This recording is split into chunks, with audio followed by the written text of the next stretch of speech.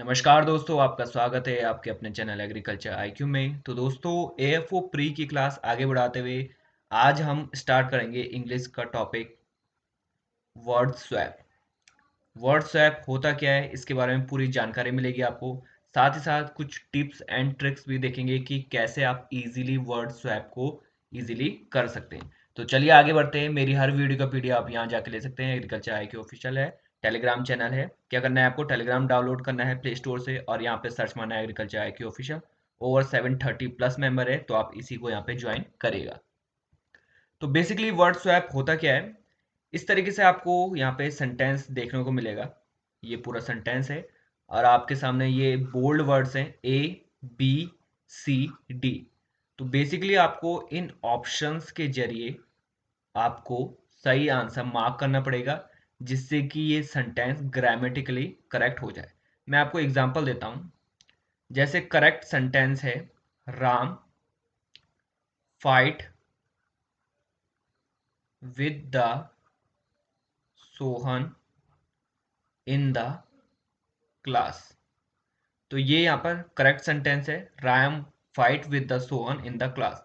अब इसी को तोड़ मरोड़ कर कैसे लिख दिया जाएगा, Ram class with the Sohan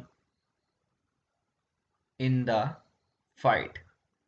अब आपको बेसिकली क्या कह दिया जाएगा, ये आपका ऑप्शन ए है और ऑप्शन बी। अब ये सिंपल सेंटेंस है, आपको मालूम चल रहा होगा कि ए को अगर मैं बी से इंटरचेंज कर दूं, यानी कि फाइट को अगर मैं यहाँ पर ले आऊं क्लास की जगह, तो क्या हो जाएगा सेंटेंस, ये वाला ऊपर वाला सेंटेंस हो जाएगा, Ram fight with the Sohan in the class.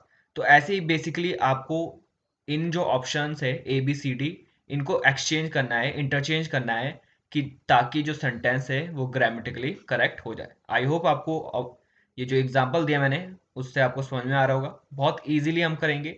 इसमें दो तीन चीज़ें आपको मालूम होनी चाहिए। जैसे कि एक तो आपकी वोकैब बहुत अच्छी होनी चाहिए। वोकैब के लिए मैंने आपको पहले ही बोला है, आप हिंदू का न्यूज़पेपर पढ़ सकते हैं रोज। कोई भी आर्टिकल मन चाहे आप यहाँ पर स्पोर्ट्स में रुचि रखते हैं, तो कोई भी एक आर्टिकल आप पढ़ सकते हैं। उसमें आप रोज वोकैब याद करिए, जो डिफिकल्ट वर्ड है उसे नेट में ढूंढिए और उसे याद करिए। अगर आप हिंदू जो न्यूज़पेपर है वो यहाँ पर नहीं अवेलेबल है आपके पास, तो आप उसका ऐप है प्ले स्टोर में, फ्री ऐप है, आप उसे भी यहाँ पर डाउनलोड कर सकते हैं। या कोई भी आप नोवेल पढ़ सकते हैं इंग्लिश के लिए, अपनी वोकैब सुधारने के लिए। साथ ही साथ आपको थोड़ा कॉमन सेंस भी लगाना है, कि कोई चीज़ अगर पर्टिकुलर यहाँ पर लग रही है किसी भी ऑप्शन में, तो आप उसी में जाएंगे। Common sense, basic common sense आप यहाँ पे लगाएंगे। तो वोकैब और कॉमन सेंस आपका बहुत इंपॉर्टेंट है वर्ड स्वैप में। तो चलिए देखते हैं, यहाँ पर क्वेश्चन करते हैं और उससे आपको आइडिया मिल जाएगा कैसे क्वेश्चन यहाँ पे एग्जाम में आ सकते हैं। तो पहला क्वेश्चन है, पहला लिखा है, there is a view that across of the rupees has been the appreciation of a general result of the dollar depreciation all currency. तो फर्स्ट ऑफ ऑल डेप्रिसिएशन हम देखते हैं कि मूल्य का जो घटना होता है, मूल्य का जो घटना होता है उसे डेप्रिसिएशन कहते हैं। आपने अक्सर सुना होगा कि रुपए घट रहा है, डेप्रिसिएशन हो रहा है उसका, तो इसी सेंस में इसका उपयोग किया है। तो पहला ऑप्शन है ए का डी से। तो देख लेते हैं, there is a view that the depreciation of the rupees has been. तो यहाँ पर बिल्कुल करेक्ट लग रहा है कि there is a view that the, कहा जा रहा है कि डेप्रिसिएशन ऑफ द रुपी, जो रुपए का घटना है, has been the appreciation of a general result of the dollar across all currency। तो ए का तो डी से आप सीधे सीधे कह सकते हैं कि ए का डी से बिल्कुल लग रहा है, क्योंकि यहाँ पर सिंपल बोला है, there is a view that the depreciation of the rupee, रुपयों का घटना ही तो बोला जा रहा है यहाँ पे, बिल्कुल। तो ये सेंस तो यहाँ पर बिल्कुल बन रहा है।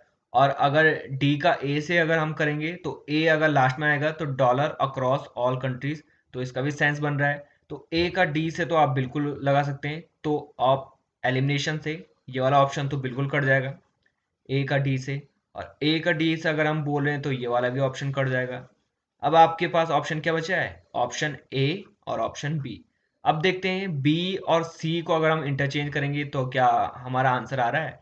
तो क्या बोला है, there is a view that the depreciation of the rupee has been the result of a general appreciation of dollar across all countries.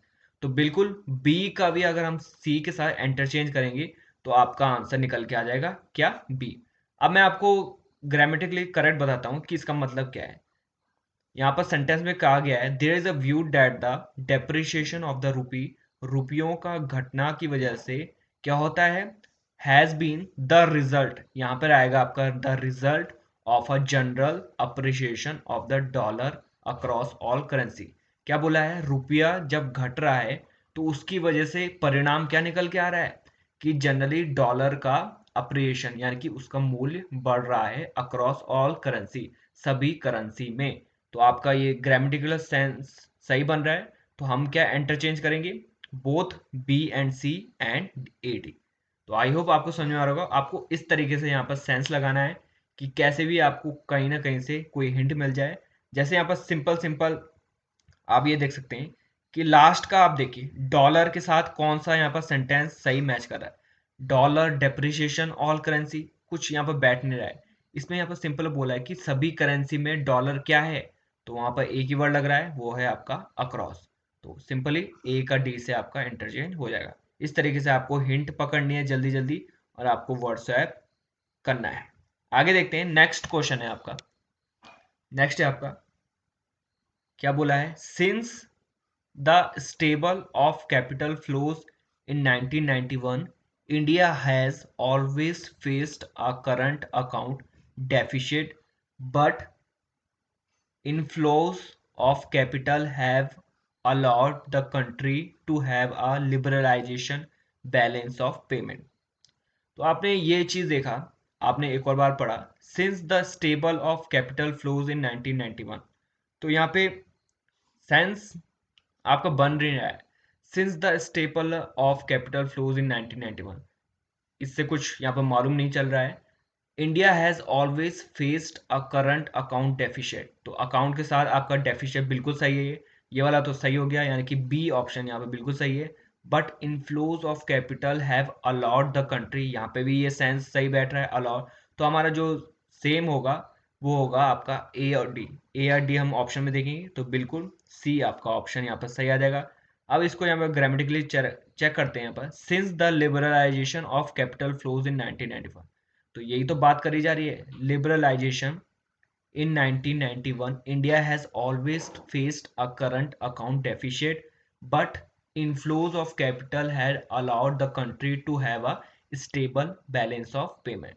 तो आपका बिल्कुल ए और डी आपका इंटरचेंज हो जाएगा, बहुत इजीली हम कर पा रहे हैं। यहाँ पर सी आपका ऑप्शन सही हो जाएगा। आई होप आपको समझ में आ रहा होगा कैसे हम वर्ड स्वैप करेंगे। आगे देखते हैं, तीसरा ऑप्शन, तीसरा है आपका question, over the years, technological advancements and growing hyper-nationalist tendencies have shaped strategic discourse in a manner that is largely devoid of a popular participation। तो फर्स्ट ऑफ ऑल पहले मीनिंग देख लेते हैं। टेक्नोलॉजिकल आपको पता होगा, तकनीकी, ग्रोइंग मतलब बढ़ना। डिस्कोर्स का अगर मैं बोलूं, डिस्कोर्स तो इसका सिंपल मीनिंग है आपका बातचीत। डिस्कोर्स का मतलब है आपका सिंपली बातचीत। और अगर मैं बोलूं डिवाइड, तो डिवाइड मतलब है विदाउट समथिंग, विदाउट समथिंग, या फिर आप कह सकते हैं के रहित, के बिना, या फिर के रहित, विदाउट समथिंग, या फिर जो कुछ मिसिंग है। तो हम देखते हैं यहाँ पर क्या लिखा है, over the years technological advancement. तो टेक्नोलॉजिकल तो यहाँ पर बिल्कुल सही बैठ रहा है, क्योंकि over the years growing advancement ये बिल्कुल सेंस नहीं बन रहा है। डिस्कोर्स एडवांसमेंट, डिवाइड एडवांसमेंट, ये यहाँ पर कोई सेंस नहीं बन रहा है। तो over the years technological advancements and growing hyper nationalist tendencies have shaped strategic discourse, यानी कि स्ट्रेटेजी के साथ डिस्कोर्स लगेगा, बातचीत, in a manner, discourse in a manner. तो कोई भी चीज मैनर में क्या है, डिस्कोर्स ही तो होगी वो, ये बातचीत इसी के बिना पे हो रही है। तो बातचीत in a manner that is largely devoid, that is largely devoid without something of a popular participation. तो आपका जो सेंटेंस है वो ग्रामेटिकली बिल्कुल करेक्ट है। तो आपके ये सारे ऑप्शन गलत हो जाएंगे, आपका आंसर हो जाएगा none of this. None of this यानी कि कोई भी करेक्शन आपको जरूरत नहीं है। तो आपको इस तरीके से करना है। क्वेश्चन में जरूरी नहीं है कि हमेशा ही इंटरचेंज मांगा जाए, यहाँ पे कोई कोई सेंटेंस ग्रामेटिकली करेक्ट भी हो सकते हैं, तो वो भी आपको देखना है। आगे देखते हैं, आगे है आपका फोर्थ। नेक्स्ट है, जल्दी से देख लेते हैं। तो फोर्थ में क्या लिखा है, Belagavi has a dispute Marathi speaking subject and has been the population of a long boundary sizeable between the two state. तो ये सेंटेंस तो बिल्कुल थोड़ा गलत लग रहा है, देख लेते हैं क्या है। बेलागवी हैज अ डिस्प्यूट, तो आपने अगर ध्यान से देखा, थोड़ा कॉमन सेंस लगाया आपने, तो आपने ये देखा boundary between the two state.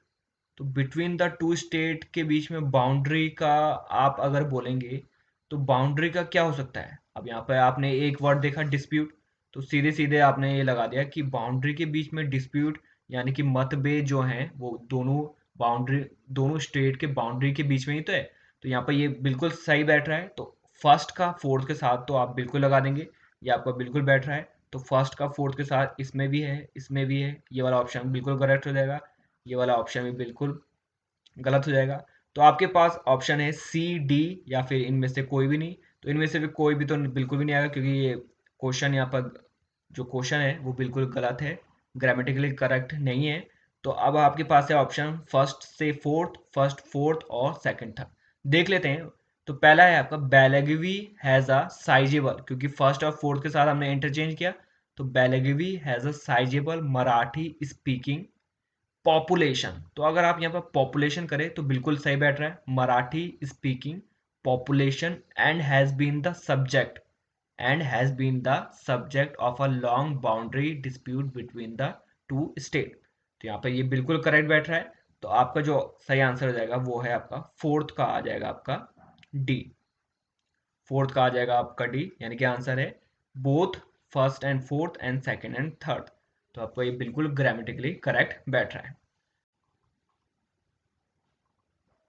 Next question है आपका, ये आपके लिए होमवर्क है, फिफ्थ वन, ये आपके लिए होमवर्क है। तो पहले मैं आपको मतलब बताता हूँ, कुछ डिफिकल्ट वर्ड है।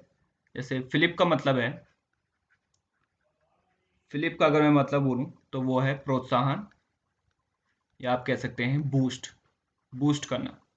नेक्स्ट है आपका स्टिग्मा, आपका कलंक हो जाएगा, या फिर धब्बा आप कह सकते हैं, धब्बा कलंक। रिकवरी नॉर्मल वर्ड है, कॉमन वर्ड है। कॉमर्बिडिटीज अगर मैं बोलूँ तो ये मेडिकल टर्म के यूज में होता है, मेडिसिन, क्योंकि कोरोना वायरस की बात करी गई है तो मेडिसिन के रूप में कहा गया है कॉमर्बिडिटी। तो ये आपके लिए होमवर्क है। नेक्स्ट देखते हैं, नेक्स्ट सिक्स्थ वन क्या बोला है। Mister Deshwal said the railways was also route. तो पहले हमें यही पता चल रहा है, ये कुछ सेंस नहीं बन रहा है। आगे चलते हैं, metro like trains on the corridor between Palwal and Sonipat for commuters traveling daily on the moving for jobs and business। तो आपने एक चीज देखी कि mister Deshwal said the railway was also route. तो रूट तो यहाँ पर कैंसिल हो जाएगा, इसको आप यहाँ पर चेंज करेंगे, interchange, metro like train on the corridor. Corridor यहाँ पर बिल्कुल सही बैठ रहा है। तो टू का तो यहाँ पर बिल्कुल भी चेंज नहीं होगा। तो टू का चेंज नहीं होगा तो ये वाला आपका कैंसिल हो जाएगा, टू और थ्री का ये वाला कैंसिल हो जाएगा, और टू एंड थ्री का ये वाला भी कैंसिल हो जाएगा। अब आपके पास बचता है वन और फोर्थ।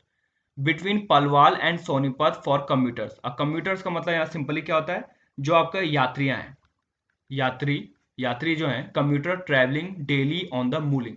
मूलिंग का बच्चों जो मतलब है वो सिंपली क्या हो जाएगा, विचार करना। तो ये आपका इंटरचेंज हो जाएगा फर्स्ट के साथ फोर्थ। देख लेते हैं, mister Deshwal said the railway was also moving, यानी कि विचार कर रही है, metro like train on the corridor. Corridor यहाँ पर सेंस बिल्कुल सही बैठ रहा है, between Palwal and Sonipat for commuters, किसके लिए, जो विचार कर रही है मेट्रो लाइक ट्रेन, वो किसके लिए, जो यात्री हैं, travelling daily on the route. तो फर्स्ट का फोर्थ के साथ हो जाएगा रूट, बिल्कुल सही बैठ रहा है यहाँ पर। तो आपका जो सही आंसर हो जाएगा वो है आपका सी, सी इज द राइट आंसर। तो आपको ऐसे करके एलिमिनेशन करके बहुत आसानी से आप वर्ड स्वैप कर पाएंगे। आगे देखते हैं, तो ये यहाँ पर लेटेस्ट पैटर्न में बेस्ड है। अब इसमें क्या हो रहा है आप देख सकते हैं कि इंटरचेंज करने के लिए नहीं बोला है, सीधे ही आपको आंसर दे दिया है। जैसे मैंने आपको पहले ही बोला था कि Ram fight with Sohan in the jungle. अब ये करेक्ट वर्ड है। अब इसी को बोल दिया है, ये है ए, ये है बी, ये है सी और डी। अब आप देख सकते हैं ये ग्रामेटिकली पूरा करेक्ट है। अब इसी में ऐसे ही ऑप्शन करके आपको दे दिया जाएगा, ए बी सी डी सही है, बी सी डी ए सही है, तो ऐसे करके दे दिया जाएगा। अब आपको पहचानना है कि कौन सा ग्रामेटिकल करेक्ट है। ये आपके जो ऑप्शन है वो बिल्कुल डायरेक्ट ही आपको दे दिए हैं वर्ड स्वैप में, तो आपको ऐसे ही पहचानने हैं। अब आपको इंटरचेंज नहीं करना है, सीधे आपको देखना है कि ये जो वर्ड है वो पूरा बन रहा है कि नहीं। देख लेते हैं the air pollution. Air pollution की बात हो रही है यहाँ पर, एयर पॉल्यूशन देख लेते हैं और कुछ बन रहा है कि नहीं। एयर के साथ जनरली पॉल्यूशन ही आएगा यहाँ पर, फेजेस नहीं आएगा, फेजेस गलत हो जाएगा, प्रीवियस भी नहीं आएगा, डिक्लाइन भी नहीं आएगा। एक बार चेक कर लेते हैं। अब आपके पास ऑप्शन देखिए क्या है, नो रीअरेंजमेंट तो बिल्कुल भी नहीं आएगा क्योंकि पहले में ही आपको दे दिया है। अब आपका सिंपल ये है, जब एयर पॉल्यूशन से स्टार्ट हो रहा है वर्ड स्वैप, तो डी आपका बिल्कुल भी नहीं आएगा, बी भी नहीं आएगा और सी भी नहीं आएगा। आपके पास एक ही बचता है बी। एक बार चेक कर लेते हैं। The air pollution level in the city saw a sharp, phases नहीं होता है बच्चों, ये होता है डिक्लाइन। अब कोई भी चीज जो एयर पॉल्यूशन है सिटी में, वो शार्प डिक्लाइन हो रहा है यानी कि घट रहा है during the first 2 of the 4 faces. अब यहाँ पर फेसेस आएगा, फेसेस मतलब सिंपली चरण, जो यहाँ पर स्टेजेस होती हैं of the lockdown compare to the previous year. तो सिंपली क्या बन जाएगा, ए डी बी सी, यानी कि पॉल्यूशन यहाँ पे आ जाएगा, यहाँ पे आ जाएगा डिक्लाइन, ये डी वाला, यहाँ पे आ जाएगा प्रीवियस, फेसेस आएगा यहाँ पर बी वाला, और लास्ट में आपका प्रीवियस आ जाएगा। तो ए डी बी सी आपका यहाँ पर सही आंसर हो जाएगा। आई होप आपको क्लियर हो रहा होगा, बहुत आसानी से कर लिया हमने, क्योंकि पहले में ही हमको दिख रहा था एयर पॉल्यूशन ही आएगा उसके बाद, जनरली एयर का जो पॉल्यूशन है level in the city, phases नहीं आएगा, प्रीवियस नहीं आएगा और डिक्लाइन नहीं आएगा। तो आप एलिमिनेशन करके ऑप्शन में चले गए। आगे चलते हैं। 8th क्वेश्चन है आपका, the various has run many stigma for creating awareness through government platform on campaign associated with कोविड-19। तो आपने देखा ये ग्रामेटिकली करेक्ट तो लग नहीं रहा है। देख लेते हैं यहाँ पर क्या आएगा, द वेरियस हैज रन। तो यहाँ पे वेरियस का तो सेंस नहीं बन रहा है, पर अगर हम यहाँ पर गवर्नमेंट लगाए, क्योंकि गवर्नमेंट बन रहा है यहाँ पर, द गवर्नमेंट हैज रन, जो गवर्नमेंट है हैज रन मैनी, क्या किया उसने, कैंपेन ही तो किया। अब कैंपेन की तो बात हो रही है यहाँ पर, the government has run many campaigns for creating awareness through, किसके थ्रू, थ्रू वेरियस, यानी कि बहुत सारे प्लेटफॉर्म ऑन, ऑन किसमें, stigma associated with covid. Stigma आपको पहले ही बता दिया जाए, जो कलंक लगता है या धब्बा, उसको कहते हैं। तो यहाँ पे एक ही बैठ रहा है आपका, वो है D, C D A B. तो अब सेंस क्या बन जाएगा, the government has run many campaigns for creating awareness through various platform on stigma associated with कोविड-19। तो ये बहुत सिंपल है, विद इन आप 15 to 20 सेकेंड अगर आप प्रैक्टिस करेंगे बहुत इजीली कर पाएंगे। और आपके जो, अगर ये 5 से 6 क्वेश्चन आए वर्ड स्वैप के, तो आप इजीली आप यहाँ पे 5 से 6 मार्क्स आपके पक्के हो जाएंगे। आगे चलते हैं। आगे है आपका 9th क्वेश्चन, क्या बोला है, अर्ली ट्रांसमिशन ऑफ सिम्टम। अब पहले ही आपको पता चल गया, अर्ली ट्रांसमिशन, ट्रांसमिशन तो बीमारी के सेंस में होता है कि जब एक से दूसरे में फैलती है, तो ये कुछ सेंस नहीं लग रहा है। देख लेते हैं आगे। Early transmission of symptom would help reduce the case fatality. Case fatality यहाँ पर बिल्कुल सही है, ये तो बिल्कुल सही है यहाँ पर, case fatality rate and directed officials and medical authorities to test at least 15 contact, ये भी सही है यहाँ पर। तो बी और सी तो बिल्कुल भी चेंज नहीं होगी, बी और सी बिल्कुल भी चेंज नहीं होंगे। बी और सी अगर चेंज नहीं होंगे तो आपका ये वाला तो सही है, यहाँ पर बी सी सही बैठ रहा है, ये वाला गलत हो जाएगा, ये वाला गलत हो जाएगा, ये वाला भी गलत हो जाएगा। तो आपके पास बचता है डी बी सी है। देख लेते हैं, at least 15 contacts of a positive case to break the chain of. अब यहाँ पर सिंपली आपने ये देखा, कोई भी कॉमन सेंस, मैंने आपको पहले बताया था कॉमन सेंस यहाँ पर काम आएगा, case to break the chain of. अब आप यहाँ पर बीमारी है उसका आप किस चीज की चेन तोड़ना चाहेंगे, ट्रांसमिशन की, ऑब्वियस है, ट्रांसमिशन की चेन तोड़ना चाहेंगे। तो क्या आ जाएगा, ए का डी के साथ आ जाएगा, यानी कि आपका क्या आ जाएगा, डी बी सी ए। तो आपका ऑप्शन है ए। एक बार मैं पढ़ लेता हूं आपके लिए। अर्ली आइडेंटिफिकेशन, जो अर्ली पहचान है सिम्टम की, अर्ली पहचान of symptom would help reduce the case fatality rate and directed official and medical authorities to test at least 15 contacts of a positive case to break the chain of transmission.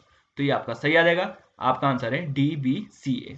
I hope आपको clear हो रहा होगा, बहुत easy easy हम चल रहे हैं। आगे देखते हैं, आगे क्वेश्चन है, नेक्स्ट है आपका recalling the horrors of Hiroshima and Nagasaki.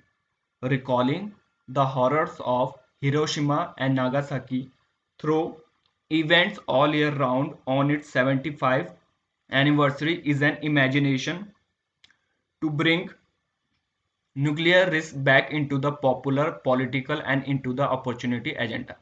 अब अगर आप, मैंने आपको पहले ही कहा था, न्यूज़पेपर अगर आप पढ़ते हैं तो सिंपली आप यहाँ पर लगा सकते हैं कि जो एजेंडा होता है वो अपॉर्चुनिटी का होता नहीं है। अब आपके पास तीन ऑप्शन है, हॉरर, इमेजिनेशन, पॉलिटिकल, तो यहाँ पर सिंपली आपका पॉलिटिकल एजेंडा। आपने अक्सर सुना होगा इलेक्शन में पॉलिटिकल एजेंडा, आपने एक टर्म सुना होगा, ये यहाँ पर बिल्कुल बैठ जाता है। तो अब हमने किसके साथ चेंज किया, रिकॉलिंग द हॉरर्स, हॉरर्स यहाँ पर सही है, हिरोशिमा, इमेजिनेशन भी सही है, तो आपका आंसर क्या हो जाएगा, ए बी। अब अपॉर्चुनिटी को पॉलिटिकल के साथ हमने इंटरचेंज किया, डी सी। अब आपने देखा यहाँ पर कोई ऑप्शन है ए डी बी सी, तो आपने ये देखा। अब आपने ये देखा कि जल्दी से देख लेते हैं और कुछ अगर चेंज हो सकती है तो, recalling the horrors of Hiroshima and Nagasaki through events all year round on its 75th anniversary is an imagination to bring nuclear risk back into a popular opportunity and into the political agenda। तो आपने ये करके देखा। अब आपने देखा ए D B सी एक term आ रहा है, तो चेक कर लेते हैं इसे। Recalling the horrors of Hiroshima and Nagasaki through events all year round on it's 75 anniversary is an, अब ये इसके साथ क्या हो जाएगा, इज एन अपॉर्चुनिटी, ये एक अवसर है, to bring nuclear risk back into a popular, क्या आ जाएगा यहाँ पर, इमेजिनेशन एंड इनटू द, अब यहाँ पर आ जाएगा पॉलिटिकल एजेंडा। तो आपको ये करके आ जाएगा आपका answer A D B C. I hope आपको क्लियर होगा, A D B C. Political को हम यहाँ पर लास्ट में लेके गए, अपॉर्चुनिटी को आप यहाँ पे कहाँ पे लेके गए, बी में, तो आपका यहाँ पर सही आंसर हो जाएगा, ए डी बी सी करके आपका सही आंसर हो जाएगा। तो आगे देखते हैं, आगे आपके लिए ये आपका होमवर्क है। तो 11th क्वेश्चन और 5th क्वेश्चन आपके लिए होमवर्क है, ये आप कर लेंगे बहुत इजीली। तो एक बार मैं बता देता हूँ, इंगेज मतलब होता है किसी कार्य में लगे रहना, रिडक्शन कम करना, ट्रांसलेट किसी चीज़ को ट्रांसलेट करना, और डिमांडेड जरूरत को मांगना। तो ये चीज़ें हो जाएंगी। 11th और 5th क्वेश्चन आपके लिए होमवर्क है, तो बहुत इजीली कर पाएंगे आप व्हाट्सएप। आई होप आपको समझ में आ गया होगा। इसकी अगर एक और क्लास लगानी है तो आप यहाँ पे कमेंट में कर सकते हैं। सो आज के लिए इतना ही, आने वाले वीडियो में मिलते हैं। Thanks for listening and have a great day.